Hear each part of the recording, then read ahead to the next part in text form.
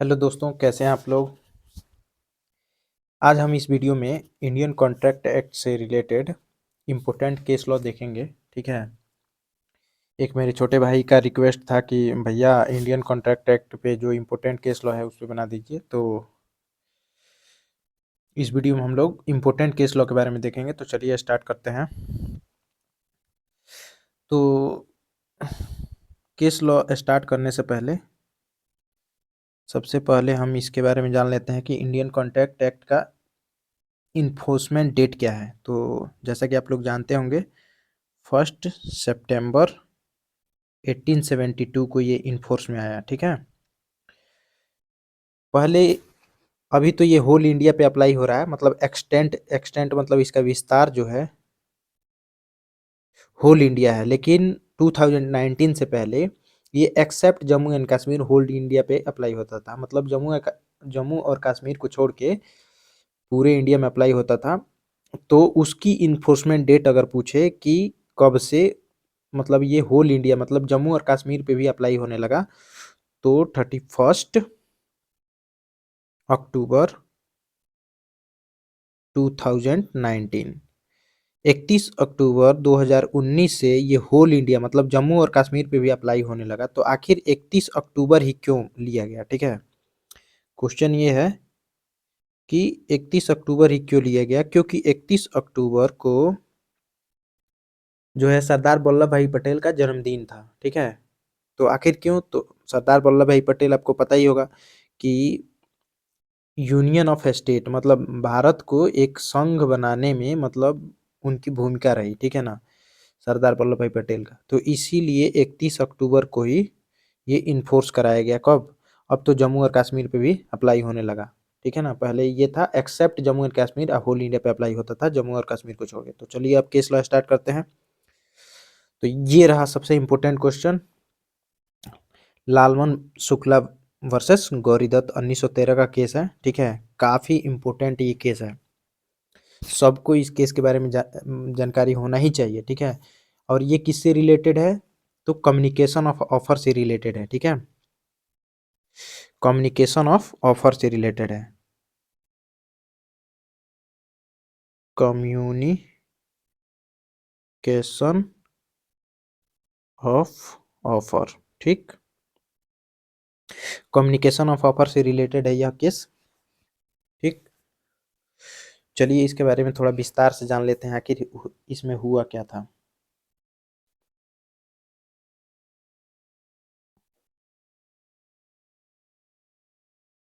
जैसा कि आप सभी को पता होगा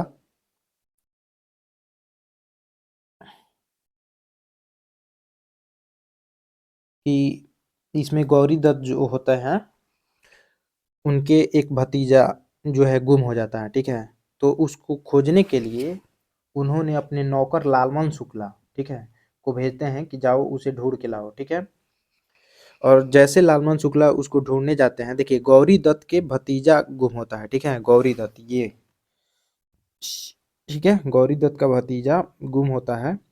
ठीक है, तो गौरी दत्त लालमन को, ये उनके सर्वेंट मतलब नौकर रहते हैं। ठीक है, तो इनको भेजते हैं लालमन शुक्ला को कि जाओ उसे ढूंढ के लाओ। और जैसे ही लालमन शुक्ला निकलते हैं घर से मतलब ढूंढने के लिए, ठीक है, उसके बाद इन्होंने 501 रुपये का इनाम रखते हैं कि जो उसे ढूंढ के लाएगा उसे 501 रुपये का इनाम दिया जाएगा। ठीक, तो लालमन शुक्ला ढूंढ के लाते हैं और उसके बाद से ढूंढ के ला के बाद में उनको पता चलता है कि इस पे 501 रुपया इनाम भी रखा गया था। तो वो क्या करते हैं, एक सूट फाइल करते हैं, क्योंकि ये पुराने समय का, देखिए 1913 का केस है, उस समय 501 रुपया काफ़ी ज़्यादा था। ठीक है, तो ये सूट फाइल करते हैं कि मैं ढूंढ के लाया लेकिन मुझे पैसा नहीं दिया जा रहा है।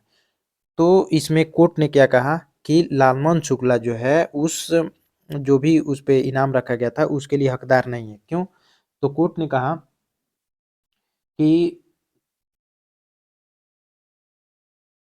एक्सेप्टेंस के लिए, मतलब कोर्ट ने कहा कि यहाँ पे एक्सेप्टेंस, कम्युनिकेशन ऑफ ऑफर का जो एक्सेप्टेंस है, एक्सेप्टेंस हुआ ही नहीं, क्योंकि लालमन शुक्ला को ये पता ही नहीं था कि ये ऑफर दिया गया है। जब ऑफर पता ही नहीं है तो मतलब उसके लालमन शुक्ला के नॉलेज में ही नहीं था। ठीक है, तो ऑफर जब नॉलेज में ही नहीं है तो एक्सेप्ट कैसे होगा? जब एक्सेप्ट नहीं होगा तो कॉन्ट्रैक्ट नहीं बनेगा, जब कॉन्ट्रैक्ट नहीं होगा तो क्या? तो उसमें उसको जो इनाम था वो मिलेगा ही नहीं। तो कोर्ट ने यह कहा कि एक्सेप्टेंस के लिए ऑफर की नॉलेज होना कंपलसरी है और आप उस चीज़ को हाँ नहीं कह सकते जिसके बारे में आप जानते नहीं हैं, ठीक है ना? मतलब आप जब ऑफर के बारे में जानते ही नहीं हैं तो आप हाँ कैसे कर सकते हैं, उसको एक्सेप्ट कैसे कर सकते हैं? तो इसमें कोर्ट ने क्या कहा, लालमन को इनाम नहीं मिला। कोर्ट ने कहा कि भतीजा को ढूंढने का उसकी ड्यूटी थी क्योंकि वो नौकर था, ठीक है? और बिना ऑफर की जानकारी के कोई कॉन्टैक्ट नहीं बनता है, इसीलिए उसको इनाम नहीं मिला, ठीक है? चलिए नेक्स्ट क्वेश्चन है सबसे important question, Carlill versus carbolic smoke बाल कंपनी 1893 का को ये जो है केस है और ये आपको पता है कि ये इंग्लिश केस है, ठीक है? लेकिन काफ़ी महत्वपूर्ण है। तो आप लोग कमेंट बॉक्स में ज़रूर बताइएगा Carlill versus carbolic smoke company में को सुप्रीम कोर्ट ने इंडिया में कब इसे मतलब सही ठहराया और इस पे एक बहुत अच्छा जजमेंट दिया, तो उस केस का नाम बताइएगा आप लोग।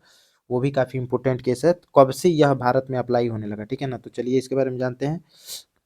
कार्लिल वर्सेस कार्बोलिक बाल स्मोक कंपनी, यह किस पे रिलेटेड है, किससे रिलेटेड है? तो ये जनरल ऑफर से रिलेटेड है, ठीक है ना? किससे रिलेटेड है? जनरल ऑफर, जनरल ऑफर से रिलेटेड है, ठीक?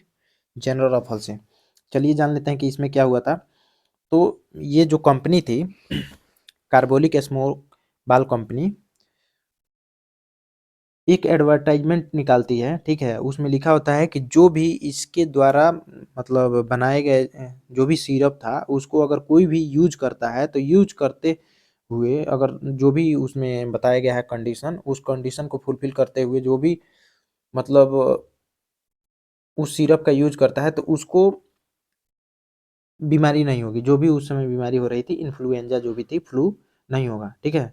उन्होंने ये भी लिखा कि अगर किसी को फ्लू हो गया तो वह उन्हें 100 पाउंड का रिवार्ड मतलब गिफ्ट देंगे, मतलब रिवार्ड देंगे। अगर किसी को उसका सिरप यूज करते हुए अगर किसी को इन्फ्लुएंजा हो जाता है तो 100 पाउंड, कितना पाउंड?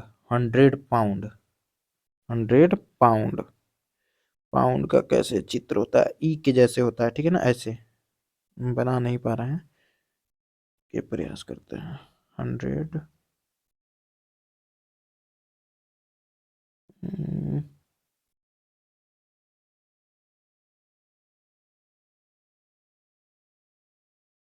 ऐसे कुछ होता है, चलिए ठीक है, उससे कोई मतलब नहीं है। तो 100 पाउंड का उन्होंने इनाम रखा, ठीक है? 100 था या 1000, आई थिंक वो 100 ही था, 100 पाउंड का रिवॉर्ड रखा, ठीक है ना? और और अपनी सिंसियरिटी दिखाने के लिए उन्होंने क्या किया, 1000 पाउंड जो है बैंक में भी डिपॉजिट कर दिया, जमा कर दिया लोगों को दिखाने के लिए, ठीक है?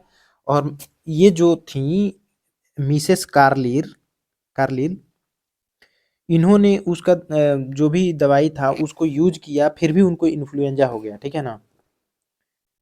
और इन्फ्लुएंजा हो गया तो उन्होंने कंपनी को पैसे देने के लिए एक सू फाइल किया, मतलब सूट फाइल किया। लेकिन कंपनी ने पैसे देने से मना कर दिया, ठीक है? ये कहकर कि उन्होंने मिसेस कार्लिर से कोई पर्सनल कांटेक्ट नहीं किया था, ठीक है?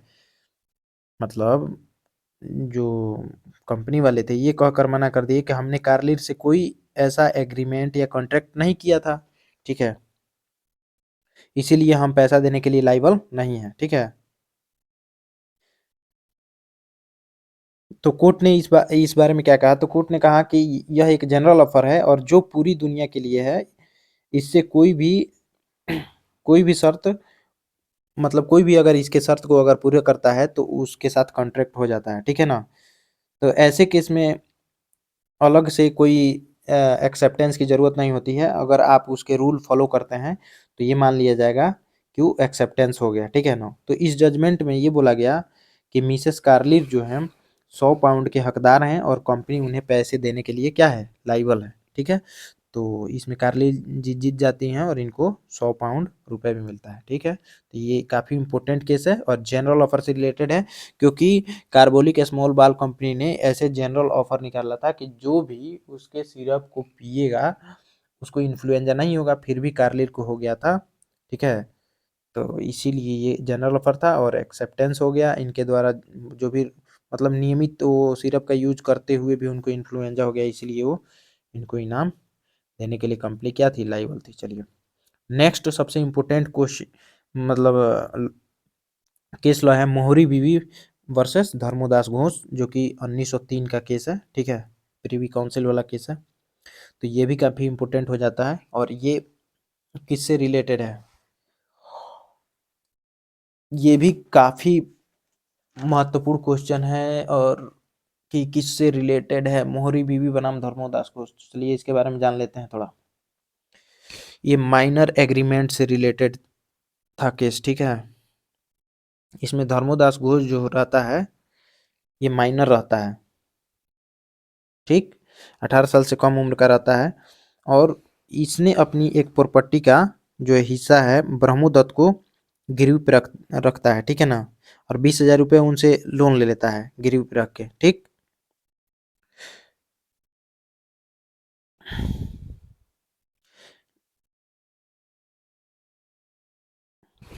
ठीक है, 20,000 रुपये उनसे गिरवी पे धर्मोदास घोष जो है 20,000 रुपये ले लेता है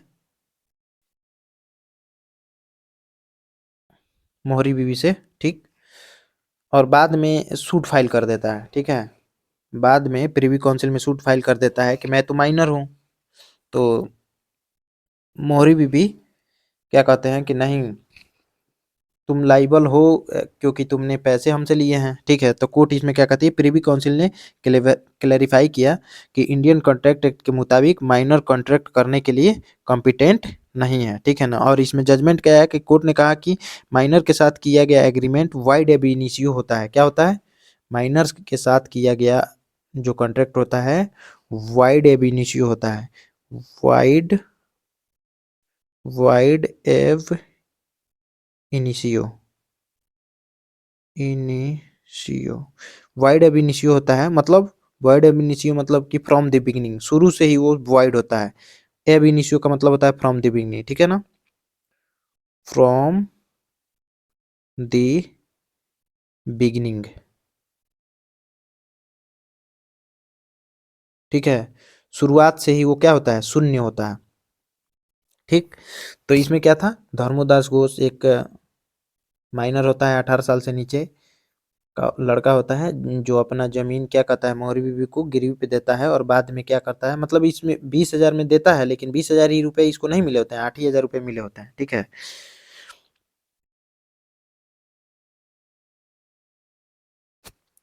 सॉरी मतलब जैसे भी हो देख लीजिए एक बार आप लोग। तो ये धर्मोदास घोष अपना जमीन गिरवी पे लेता है और देता है, पैसे ले लेता है, बाद में जमीन भी देने से क्या कर देता है, मना कर देता है, या जो भी वो पैसा वापस करने से मना कर देता है और जमीन भी भाई इसका ही रहेगा। तो ये मोहरी बीवी जाते हैं कोर्ट में, ठीक है, ये कहते हैं कि ये पैसा नहीं दे रहा है, ठीक है, जमीन भी नहीं दे रहा है। तो कोर्ट ये कहती है कि माइनर से किया गया करार क्या है, शून्य है, वाइड एब इनिशियो, शुरू से ही शून्य है। तो ये काफी इंपॉर्टेंट केस था। उसके बाद से सबसे इंपॉर्टेंट केस है वाल्फर वर्सेस वाल्फर, 1919 का केस है, ठीक है, वाल्फर वर्सेस वाल्फर। तो चलिए इसके बारे में जान लेते हैं, ये किससे रिलेटेड केस था।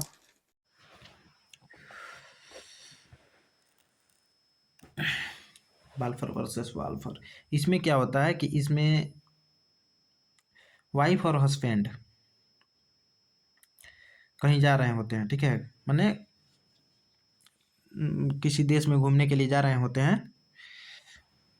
तो इसमें क्या होता है कि वाइफ का तबीयत खराब हो जाता है, ठीक है, वाइफ बीमार पड़ जाती है। तो पति कहता है कि देखो तुम्हारी तबीयत खराब है, तुम यहीं रहो और मैं तुम्हें 30 पाउंड पर मंथ दिया करूँगा, ठीक है, कितना pound, 30 pound, 30 pound, 30 pound per month दिया करूँगा। बाद में पति देने से मना कर देता है, कोई झगड़ा वगड़ा हुआ होगा, जो भी हो, देने से मना कर देता है, नहीं देता है। तो पत्नी जो है 30 पाउंड काफ़ी ज़्यादा होता था उस समय, 1919 की बात है। पत्नी सूट फाइल कर देती है, मतलब कोर्ट में चली जाती है, ठीक है। तो क्या होता है, कोर्ट ये कहती है कि वाल्फर वर्सेस वाल्फर मतलब हस्बैंड वाइफ के बीच कोई लीगल रिलेशनशिप नहीं था, ठीक है ना। देखिए वाल्फर वर्सेस वाल्फर, देखिए अभी मैग्रोवर वर्सेस मैग्रोवर, वाल्फर वर्सेस वाल्फर और जॉन्स वर्सेस पद्मा बैटन, ये intention to create legal relationship का बात करता है। देखिए 3 केस के बारे में हम बताए हैं। देखिए अच्छा यही है मैक्रोवर वर्सेस मैक्रोवर, ठीक है। एक और होगा कहीं, हाँ जॉन्स पेडावेटन, ठीक है ना, पेडावेटन। ये तीनों केस जॉन वर्सेस पेडावेटन और मैग्रोवर वर्सेस मैग्रोवर और बाल्फर वर्सेस बाल्फर, ये तीनों केस जो है intention to create legal relationship का बात करता है। और अब intention to create legal relationship क्या है, मतलब कॉन्ट्रैक्ट बनाने के लिए intention to create legal relationship, मतलब इंटेंशन लीगल होना चाहिए। अगर इंटेंशन ही नहीं है लीगल रिलेशनशिप कॉन्ट्रैक्ट बनाने का, मान लीजिए कि आप किसी के सर पे बंदूक रख के कॉन्ट्रैक्ट करवा रहे हैं, एग्रीमेंट साइन करवा रहे हैं, तो वो लीगल थोड़े ना होगा। या मान लीजिए कि आप भूल से कर रहे हैं, या मान लीजिए कि आप फैमिली मेंबर्स हैं, जैसे मान लीजिए कि आपके पिताजी ने आपको कहा कि तुम अगर एग्जाम में टॉप कर जाओगे तो मैं तुम्हें आईफोन 14 प्रो दिलाऊंगा। आप टॉप कर जाते हैं, वो दिलाने से मना कर देता है, आप कोर्ट में थोड़े जा सकते हैं, फैमिली मैटर है भाई, जाहिर सी बात है, तो आप नहीं जा सकते। तो इसमें कोर्ट ने कहा कि इसमें क्या कॉन्ट्रैक्ट बनाने के लिए लीगल रिलेशनशिप नहीं है, ठीक है, इसीलिए इसमें कोर्ट ने 30 पाउंड देने से, मतलब इम्प्लीमेंट करवाने से मना कर दिया, ठीक है। तो यही केस था, समझ में आ ही गया होगा। अब चलिए मैग्रोवर वर्सेस मैग्रोवर के बारे में जान लेते हैं। इसमें क्या हुआ था कि हस्बैंड वाइफ अलग रहना चाह रहे थे और अलग हो रहे थे, ठीक है। तो हस्बैंड ने ये कहा कि मैं तुम्हें पर मंथ कुछ रुपए दिया करूँगा, ठीक है ना। उसने मतलब एग्रीमेंट किया, प्रॉमिस किया कि मैं तुम्हारा मेंटेनेंस दिया करूँगा, तुम मुझ पे लीगल एक्शन मत लो, मतलब कोई कार्रवाई ना करो, ठीक है ना, ठीक। और बाद में वो मतलब जो मेंटेनेंस देने का बात हुआ था वो देने से मना कर देता है, ठीक, बाद में देने से मना कर देता है। तो इसमें वो कोर्ट चली जाती है, तो कोर्ट कहता है कि यह लीगली बाइंडिंग है। क्यों? क्योंकि अब तो ये सेपरेट हो रहे थे ना, अलग अलग रहना चाह रहे थे। तो उस समय अब अलग क्यों रहना चाहिए भाई, उनकी गोटी नहीं बैठ रही है, झगड़ा हुआ होगा, कोई बात का विवाद हुआ होगा। तो इन लोगों में जब कोई किसी बात का राय बात है ये नहीं है, ठीक है, और ये दोनों अलग रहना चाहते हैं, तो हस्बैंड बोलता है कि देखो मैं तुम्हारा मेंटेनेंस दिया करूँगा, तुम मुझ पे लीगल एक्शन मत लो, मतलब कोई भी केस मत करो। तो पत्नी बोली चलो ठीक है। बाद में यह देने से मना कर देता है हस्बैंड। तो ये कोर्ट में गई तो कोर्ट ने क्या कहा कि यहाँ लीगल रिलेशनशिप है, क्योंकि यहाँ हस्बैंड वाइफ तो है ही नहीं, क्योंकि वो ब्रीच हो रहा है, मतलब वो अलग रह रहे हैं। तो यहाँ पे ये लीगल रिलेशनशिप है। तो कोर्ट कहा कि agreement was legally binding because couple was not living in amity, मतलब फ्रेंडशिप में नहीं रह रहे हैं, and clearly intended to create legal obligation, that's why husband क्या है, लाइबल है पैसा देने के लिए, मेंटेनेंस देने के लिए, ठीक है। तो ये काफ़ी इंपॉर्टेंट केस हो गया। नेक्स्ट था जॉन वर्सेस पेडावेटॉन। इसमें क्या होता है कि एक माँ होती है, अपनी बेटी को भेजती है बाहर पढ़ने के लिए और कहती है कि मैं तुम्हारा खर्च उठाऊंगी। कुछ साल बाद उन लोगों की गोटी चल जाती है, मतलब कि उन दोनों के बीच कोई बात को लेकर विवाद हो जाता है। फिर माँ जो होती है वो पैसे देने से मना कर देती है, तो बेटी कोर्ट चली जाती है, कहती है कि इन्होंने कहा था कि तुम बाहर पढ़ने जाओ, मैं पैसा दूंगी, अब ये नहीं दे रही हैं, तो भाई वो जीवन भर थोड़े ना आपको देगी पैसा, ठीक है। तो उन्होंने क्या कहा, कोर्ट ने कहा कि यहाँ intention to create legal relationship नहीं है, ठीक है। कोर्ट ने कहा कि यहाँ intention to create legal relationship नहीं है। Court held in this was a social or family agreement based on trust rather than legal intent. That's why making the mother's promise unenforceable in the court. Court ने उसको क्या किया, भगा दिया, भाग जाओ तो बहुत मारेंगे, ठीक है। मतलब इस केस में ये हुआ कि एक माँ बोलती है अपनी बेटी से तुम जाओ बाहर पढ़ने, ठीक है। बाद में इन दोनों के बीच कोई बात को लेकर झगड़ा होता है, माँ पैसे देने से मना कर दी, तो वो कोर्ट चल जाती है बेटी। तो कोर्ट ये बोलता है कि यह फैमिली रिलेशनशिप है, न कि लीगल रिलेशनशिप, इसीलिए कोर्ट इम्प्लीमेंट करवाने से मतलब पैसा देने से मना कर देता है। ठीक है, तो ये था। चलिए नेक्स्ट क्वेश्चन है हरभजन लाल वर्सेस हरचरण लाल। ठीक है, इसमें क्या हुआ था भैया, तो एक पिता ने अपने खोए हुए बेटे को ढूंढने वाले को इनाम देने का एडवर्टाइजमेंट निकालता है। ठीक है, तो हरभजन लाल के ये एडवर्टाइजमेंट पता था और उसने बच्चे को ढूंढकर पुलिस स्टेशन पहुंचा दिया। कौन? हरभजन हरभजन कौन? हरभजन लाल। ठीक है, हरभजन लाल। देखिए एक हरचरण लाल है, हरभजन लाल है। ठीक है, तो हरभजन लाल, ठीक है, देखिए ये वाला व्यक्ति ये सूट फाइल करता है, जो सूट फाइल करता है कौन होता है? हरभजन लाल। क्या करता है, देखिए हरचरण लाल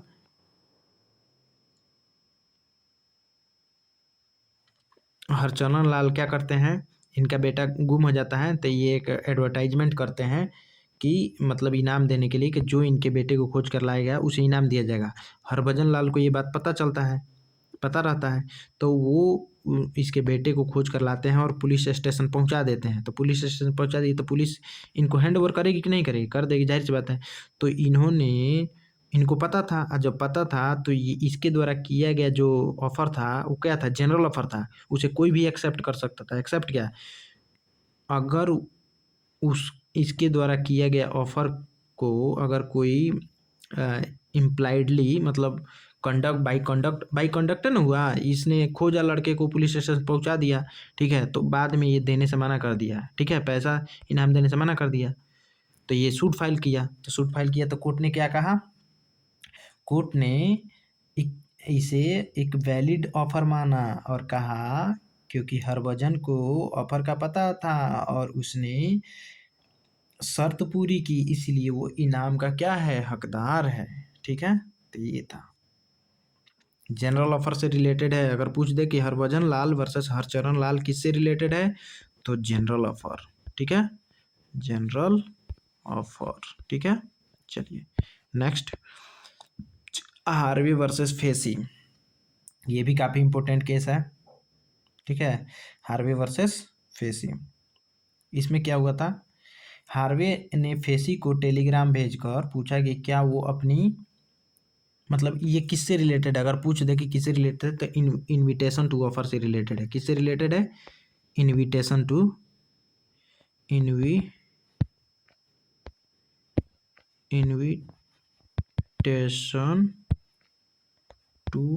ऑफर,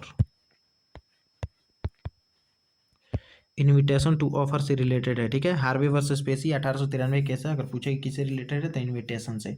इनविटेशन टू ऑफर, देखिए एक इनविटेशन टू ऑफर या इनविटेशन टू ट्रीट होता है। ठीक है ना, तो हार्वे ने फेसी को टेलीग्राम भेजकर पूछा कि क्या वो अपनी जमीन, ठीक है, बेचेगा और उसका सबसे कम प्राइस बताएं। ठीक है, तो फेसी ने जवाब दिया lowest price for Bumper Hall Pen is 900 pound. ठीक है, 900 पाउंड। हार्वे ने तुरंत कहा मैं 900 पाउंड पर इसे खरीदने को तैयार हूं। ठीक है, देखिए क्या हुआ।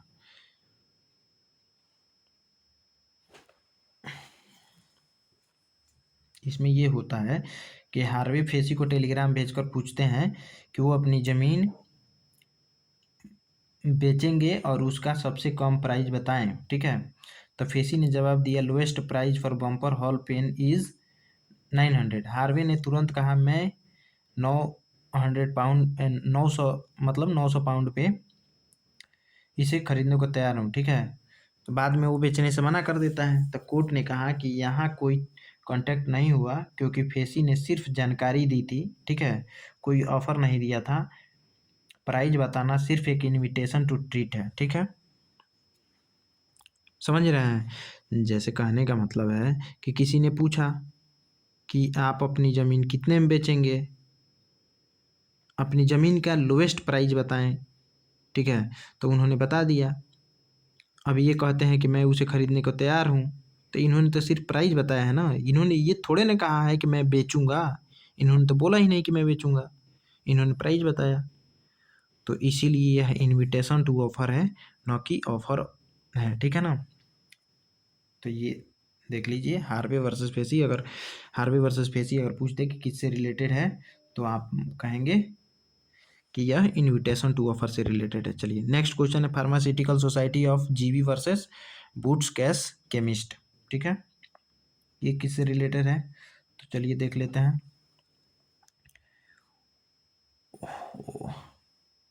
इसमें क्या हुआ था, इसमें ये हुआ था कि बूट्स ने, जो ये बूट्स कैश केमिस्ट ने एक सेल्फ सर्विस शॉप शुरू की, ठीक है, जहाँ दवाइयाँ सेल्फ्स पर रखी थी। सेल्फ मतलब मान लीजिए कि एक वो रेक होता है, रेक पे रखी थी।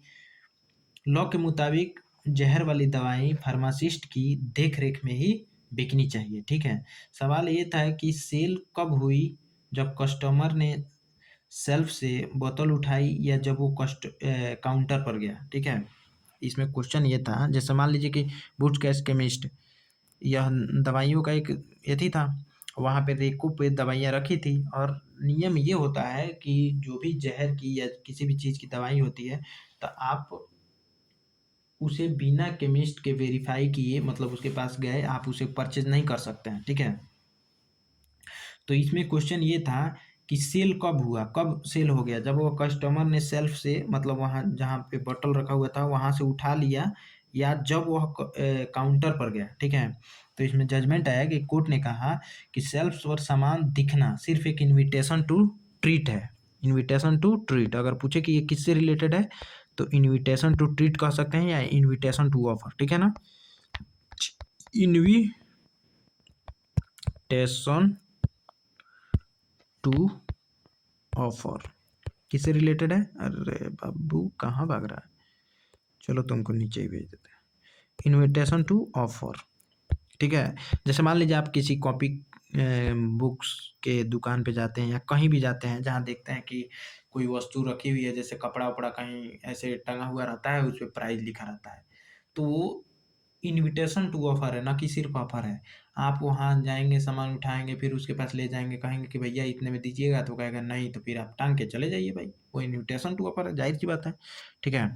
तो कोर्ट ने कहा कि शेल्फ्स पर सामान दिखना सिर्फ एक इनविटेशन टू ट्रीट है या इनविटेशन टू ऑफर है। जब कस्टमर काउंटर पर सामान ले लाता है, तब वह ऑफर करता है कि भैया ये इतने में दीजिएगा कि नहीं, और कैशियर के पैसे लेने पर ही कॉन्ट्रैक्ट बनता है, ठीक है। जब कैशियर पैसा ले लेगा, तो इसका मतलब है कि वो एक्सेप्ट कर लिया कि हाँ, ठीक है। तो ये था। चलिए नेक्स्ट क्वेश्चन है, मैकफर्सन वर्सेस अपाना 1951। इससे पता चलता है कि ये इंडिया का केस है, ठीक है। मैकफर्सन वर्सेस अपाना, इसमें क्या था, ये भी इनविटेशन टू ऑफर से रिलेटेड है, तो आप कमेंट बॉक्स में बताएंगे, ठीक है। ये भी काफ़ी इंपॉर्टेंट क्वेश्चन है, कमेंट बॉक्स में बताइएगा कि ये किससे रिलेटेड था, ठीक। चलिए नेक्स्ट,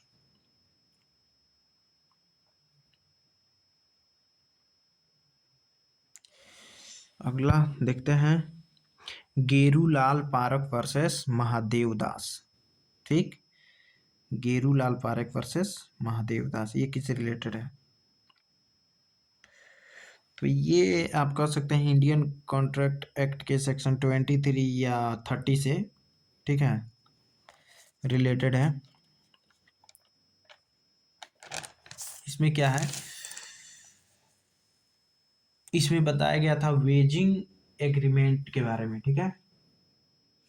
वेजिंग एग्रीमेंट के डिफिनीशन दी गई थी, अगर पूछ दे गेरूलाल पारक वर्सेस महादेव किससे रिलेटेड है, तो इसमें वेजिंग एग्रीमेंट से रिलेटेड है, और इसमें वेजिंग एग्रीमेंट का डिफिनीशन दिया गया था। चलिए लिख देते हैं,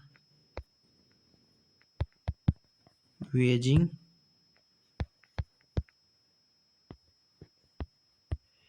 एग्रीमेंट, वेजिंग एग्रीमेंट से रिलेटेड है, ठीक है। अच्छा, इसमें क्या हुआ था, इसमें दो पार्टनर्स ने वीट ट्रेडिंग में वेजिंग करने के लिए पार्टनरशिप की, ठीक है। जब नुकसान हुआ तो एक पार्टनर ने दूसरे पर हिस्सा मांगने के लिए केस किया, ठीक है। तो दूसरे ने कहा कि सट्टा इलीगल है, इसलिए कॉन्ट्रैक्ट वाइड है, ठीक है। देखिए, दो लोग थे, वेजरिंग करने के लिए एक पार्टनरशिप की। जब नुकसान होने लगा एक को, तो एक पार्टनर ने दूसरे पर हिस्सा मांगने के लिए केस कर दिया।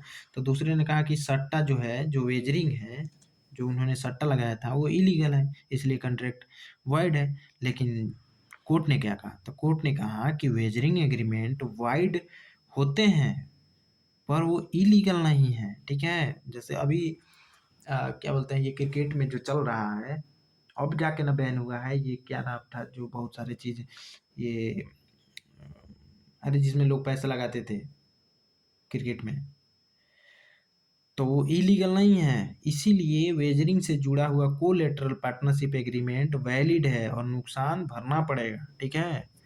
तो अगर ये पूछ दे गेरूलाल पारख वर्सेस महादेव दास किससे रिलेटेड है, तो आप कहेंगे वेजिंग वेजरिंग एग्रीमेंट से। वेजरिंग WAGERING यहाँ होगा, ठीक है।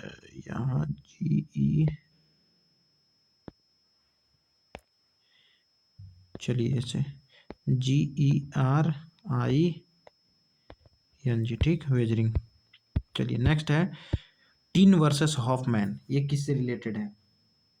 अगर पूछ दे कि टीन वर्सेस हॉफमैन किससे रिलेटेड है, तो ये क्रॉस ऑफर से रिलेटेड है। किससे है? Cross offer, CROSS, cross offer से रिलेटेड है। किस 1873 का है। तो चलिए इसके बारे में थोड़ा सा जान लेते हैं। तो इसमें ये था कि दो लोग, टीन और हॉफमैन, ठीक है ना, ने एक ही दिन एक दूसरे को चिट्ठी लिखी, ठीक है। क्रॉस ऑफर क्या होता है? क्रॉस ऑफर है कि जैसे मैंने इधर से कहा कि ये कलम खरीदोगे, आपने उसी टाइम बिना एथी किए, जैसे मैं बोला ये कलम खरीदोगे, आप बोल रहे हैं कि ये कलम बेचिएगा, तो इसे ही क्रॉस ऑफर कहते हैं। जैसे मैं कहा कि मैं इसे 10 रुपये में बेचूंगा, आप कहें कि इसे मैं 15 रुपये में खरीदूंगा, तो ये भी क्रॉस ऑफर है, ठीक है। अच्छा, मैं बोला कि इसे मैं 10 रुपये में खरीदूंगा, आप भी बोले कि मैं इसे 10 रुपये में खरीदूंगा। मैं कहा कि मैं इसे 10 रुपये में बेचूंगा, आप भी कहें कि मैं इसे 10 रुपये में खरीदूंगा, लेकिन ये आमने सामने बात नहीं हो रही है, चिट्ठी से हो रही है। जैसे मैं इधर से भेजा कि मैं इसे 10 रुपये में आपका कलम खरीदूंगा, आप भी उधर से चिट्ठी उसी दिन पोस्ट किए कि मैं इसे 10 रुपये में क्या करूंगा, एक ही साथ कि खरीदूंगा। एक बेचने को कह रहा है, एक खरीदने को कह रहा है, और दोनों के पास आ रही हैं, तो वो क्या है, एक्सेप्टेंस होगा? नहीं होगा, वो दोनों ऑफर है, ठीक है। तो इसमें क्या था, टीन और हाफमैन दोनों ने एक ही दिन एक दूसरे को चिट्ठी लिखी। एक ने कहा मैं 800 टन लोहा 69 रुपये पर टन के हिसाब से बेचना चाहता हूँ, और दूसरे ने कहा बिना पहले की चिट्ठी मिले, ठीक है ना, पढ़े, लिखा कि मैं 800 टन लोहे 69 प्रति टन में खरीदना चाहता हूँ। तो एक ने सेम वही प्राइस और उतना ही 800 टन ही खरीदेगा 59 रुपये kg, और एक ने 800 टन ही बेचेगा 59 रुपये kg। एक खरीदेगा एक बेचेगा, दोनों अलग अलग समय पे बिना एक दूसरे की जानकारी के चिट्ठी भेज रहे हैं। तो क्या यह एक्सेप्टेंस होगा? क्या यह एग्रीमेंट होगा? क्या यह कॉन्ट्रैक्ट होगा? तो नहीं, कॉन्ट्रैक्ट कहाँ, अभी एग्रीमेंट ही नहीं बना, एक्सेप्ट ही नहीं हुआ, ये क्रॉस ऑफर है, ठीक है। तो इसीलिए इसमें कोर्ट ने क्या कहा, कोर्ट ने कहा कि ये क्रॉस ऑफर है।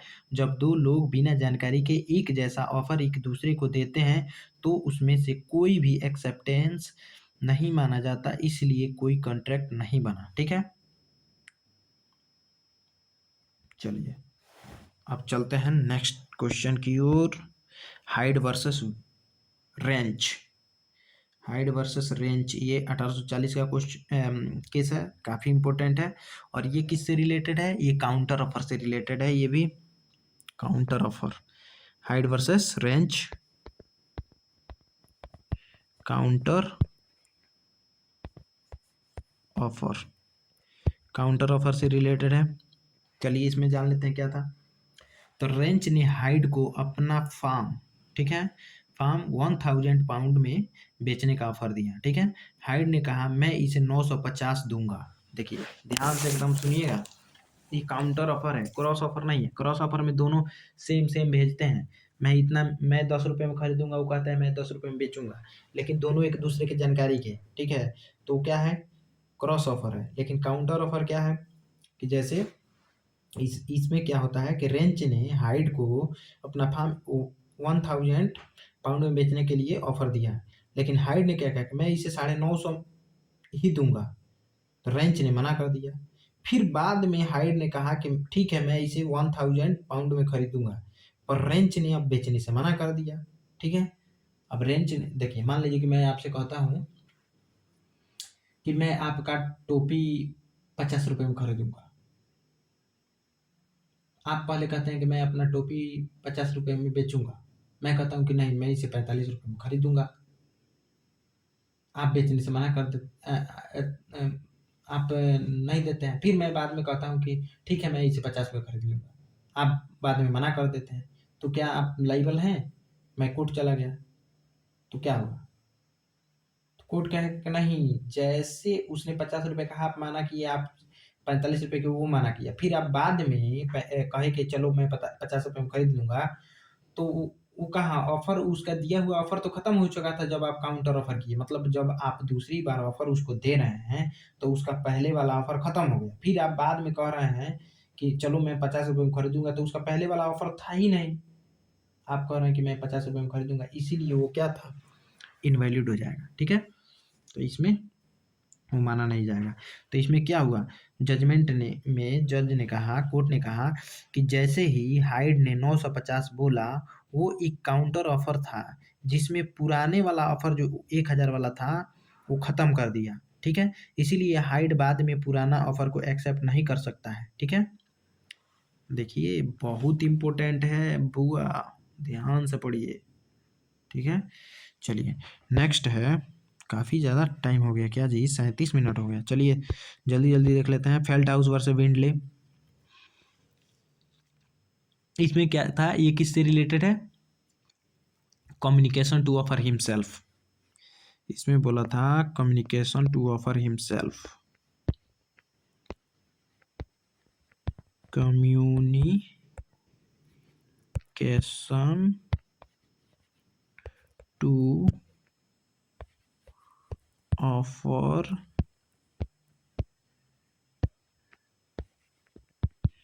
हिमसेल्फ, ठीक है। Communication to offer himself, offer communication to offer, communication to offerer, ठीक है। ऑफरर, ऑफरर हिमसेल्फ मतलब ऑफरर को ही कम्युनिकेशन होना चाहिए, दूसरे किसी को नहीं। मतलब जो ऑफर कर रहा है उसी को कम्युनिकेट होना चाहिए, नहीं ये ऑफर कोई और कर रहा है, हम स्वीकृति किसी और से जाके कर रहे हैं, उसके भाई से कर रहे हैं, उसके चाचा से कर रहे हैं, उसके, ठीक है। तो ऐसे नहीं चलेगा, ठीक है। तो फेल्ट हाउस वर्सेस विंडले में ये हुआ था कि एक अंकल ने अपने भतीजे को चिट्ठी लिखी कि वो उसका घोड़ा खरीदना चाहता है, और कहा कि अगर तुमने जवाब नहीं दिया तो मैं घोड़ा मेरा समझूंगा। भतीजे ने कोई जवाब नहीं दिया, ठीक। तो बताओ भाई, जवाब नहीं दिया तो वो एक्सेप्ट कैसे हुआ, एक्सेप्ट हुआ ही नहीं, ठीक है।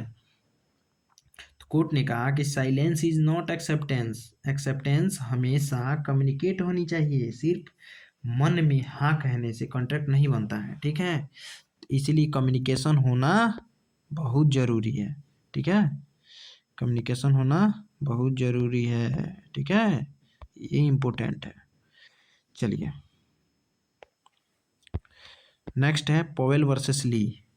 इसमें क्या हुआ था, ये किससे रिलेटेड है, अगर पूछा जाए कि पॉल वर्सेस ली, तो ये एक्सेप्टेंस ऑफरी के द्वारा ही होना चाहिए।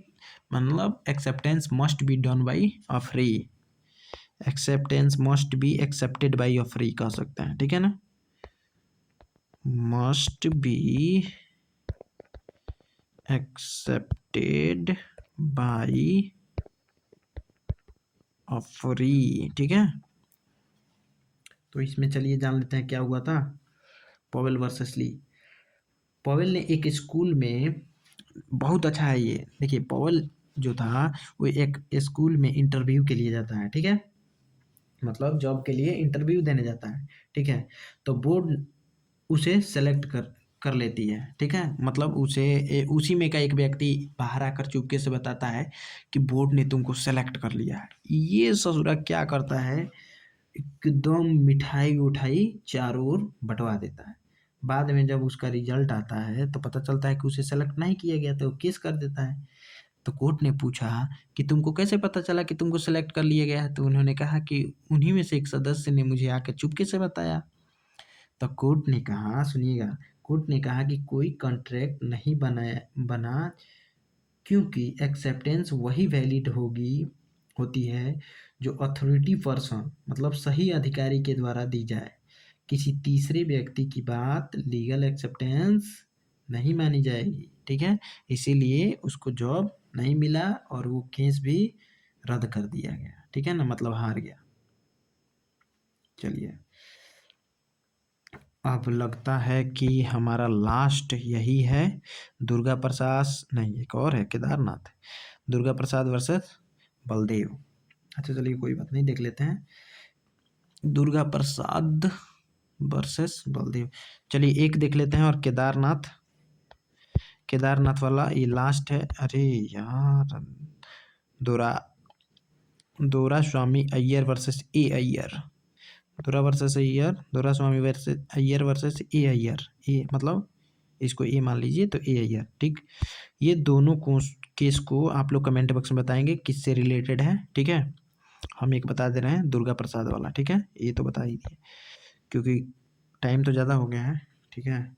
अभी देखिए, ये वीडियो हम नाइट में रिकॉर्ड कर रहे हैं, 12:42 इस समय टाइम हो रहा है, ठीक है। देखिए आपको दिख रहा होगा ऊपर यहाँ कोने पे लेफ्ट कॉर्नर में 12:42, ठीक है, मतलब नाइट का चल रहा है। देखिए संडे है, आज 4 जनवरी हो गया, ठीक है। तो सोना भी है दोस्तों, तो ये लास्ट है। इसमें क्या होता है दुर्गा प्रसाद वर्सेस बलदेव में, कि दुर्गा प्रसाद ने डिस्ट्रिक्ट कलेक्टर के कहने पर, ठीक है, मतलब इसमें केस में ये होता है कि कुछ लोग होते हैं, जैसे मार्केट में नहीं होते कुछ लोग जो सब्जी वब्जी ऐसे बेचते रहते हैं, अपना व्यापार करते हैं, तो वो सभी लोग मिलकर जो है जाते हैं एक दुर्गा प्रसाद के पास। सभी लोग दुर्गा प्रसाद के पास जाते हैं और कहते हैं कि देखो, तुम इस मार्केट में कुछ रूम बनवा दो, और हम लोग रूम का तो पैसा देंगे ही, साथ में साथ अपने कमाए हुए में से कुछ शेयर भी देंगे, ठीक। तो दुर्गा प्रसाद नहीं बनवाता है, ठीक। बाद में कलेक्टर के कहने पर दुर्गा प्रसाद रूम बनवाता है, कलेक्टर के कहने पर, ठीक, रूम बनवा देता है। अब जो लोग कहते हैं, जैसे बलदेव जी कहते हैं कि मैं तुमको पैसा दूंगा क्योंकि तुमने रूम बनवाया है, बाद में बलदेव जी ने पैसा देने से मना कर देता, मतलब पैसा तो रूम का देता ही है, लेकिन जो एक्स्ट्रा बोला था कि हम अपने कमाई में से कुछ शेयर देंगे, वो देने से मना कर देता है। तो दुर्गा प्रसाद चले जाते हैं कोर्ट, तो कोर्ट कहता है क्या भाई, पहले तो तुमसे बोला गया था, तुमने नहीं बनवाया, अब दूसरे किसी के कहने पे तुम बनवा रहे हो, तो इससे कहाँ कॉन्ट्रैक्ट हुआ, कॉन्ट्रैक्ट तो उससे हुआ था जिसके कहने पे तुमने बनवाया है, ठीक है। तो उससे जाके पैसा मांगो, इससे क्यों मांग रहे हो, समझ में आ रहा है। तो चलिए इसको जान लेते हैं। दुर्गा प्रसाद ने डिस्ट्रिक्ट कलेक्टर के कहने पर एक बाजार में कुछ दुकानें बनवाई, ठीक है।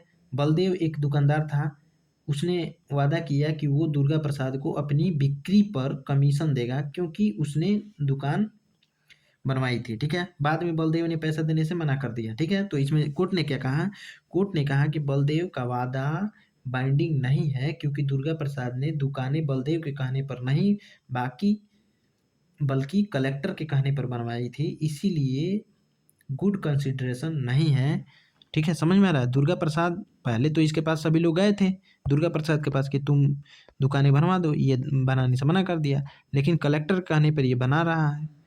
तो बलदेव जी ने जो अपना बात कहा था, तो वो तो पहले कहा था, अब तो ये कलेक्टर का नहीं बनवाया है, इसीलिए बलदेव जी अब पैसा देने के लिए लायबल नहीं है, ठीक है। चलिए, अब दो केस बच जाता है, केदारनाथ वर्सेस गोरी मोहम्मद, और एक दो दोरा स्वामी अय्यर वर्सेस ए अय्यर। तो ये दोनों क्वेश्चन आप लोग कमेंट बॉक्स में बताएंगे कि किससे रिलेटेड है। So thanks for watching. अगर वीडियो अच्छा लगे तो please like share and subscribe, अपने दोस्तों के साथ भी शेयर कर दीजिएगा, ठीक है। ठीक। और आपको अगर किसी भी चीज़ पे, किसी भी सब्जेक्ट पे अगर वीडियो चाहिए तो आप बस एक बार लिख दीजिएगा कि भैया इस पे वीडियो बना दीजिए, हम ज़रूर बना देंगे। So thanks for watching. मिलते हैं नेक्स्ट वीडियो में।